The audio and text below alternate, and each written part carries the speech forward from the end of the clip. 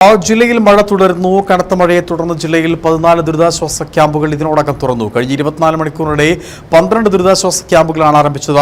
ഇടുക്കി താലൂക്കിൽ 7 ക്യാമ്പുകളും ദേവികുളം താലൂക്കിൽ 5 ക്യാമ്പുകളും ഉടുമ്പൻചോല താലൂക്കിൽ 2 ക്യാമ്പുകളുമാണ് തുറന്നിട്ടുള്ളത്. ജില്ലയിലെ അണക്കെട്ടുകളിലും ജലനിരപ്പ് ഉയർന്നു. 4 ഡാമുകളുടെ ഷട്ടറുകൾ തുറന്നിട്ടുണ്ട്. ഇടുക്കി താലൂക്കിലെ 7 ക്യാമ്പുകളിൽ 45 കുടുംബങ്ങളിലായി 138 അംഗങ്ങളുണ്ട്. ഇതിൽ 52 പുരുഷന്മാർ, 56 സ്ത്രീകൾ, 30 കുട്ടികൾ എന്നിങ്ങനെയാണ്.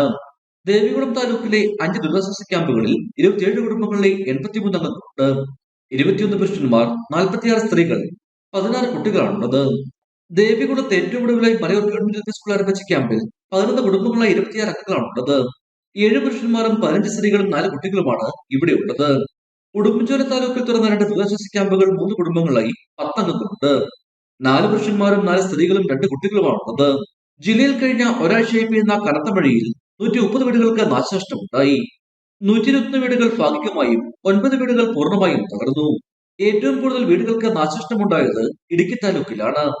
ഇടുക്കിയിൽ 45 വീടുകളാണ് തകർന്നത്. ഇതിൽ 43 വീടുകൾ ഭാഗികമായും 2 വീടുകൾ പൂർണ്ണമായും തകർന്നു. തൊടുപുഴ താലൂക്കിൽ 28 വീടുകൾക്ക് നാശനഷ്ടമുണ്ടായി. 24 വീടുകൾ ഭാഗികമായും 4 വീടുകൾ പൂർണ്ണമായും തകർന്നു.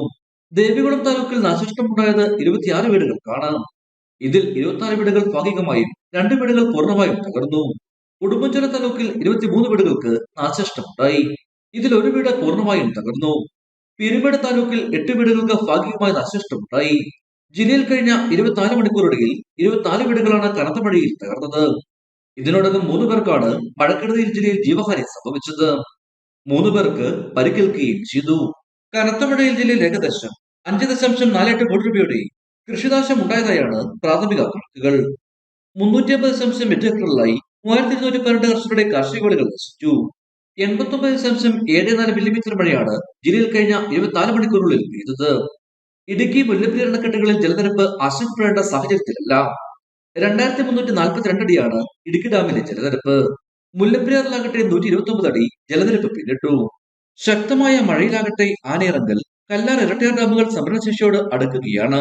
കല്ലാർകുട്ടി, പാമ്പള, മലങ്കര, പൊന്മുടി എന്നീ 4 ഡാമുകളാണ് നിലവിൽ തുറന്നിരിക്കുന്നത്. ശനിയാഴ്ച കേന്ദ്ര കാലാവസ്ഥാ വകുപ്പ് മഞ്ഞ അലർട്ടാണ് ജില്ലയിൽ പ്രഖ്യാപിച്ചിരിക്കുന്നത്. ഒറ്റപ്പെട്ട ശക്തമായ മഴയ്ക്കുള്ള സാധ്യതയാണ് പ്രവചിക്കുന്നത്. മഴ തുടരുന്ന സാഹചര്യം മണ്ണിടിച്ചിലും ഉരുൾപൊട്ടലും സൃഷ്ടിച്ചേക്കാവുന്നതിനാൽ പൊതുജനങ്ങൾ അതീവ ജാഗ്രത പാലിക്കണമെന്ന് ജില്ലാ ഭരണകൂടം വ്യക്തമാക്കുന്നു.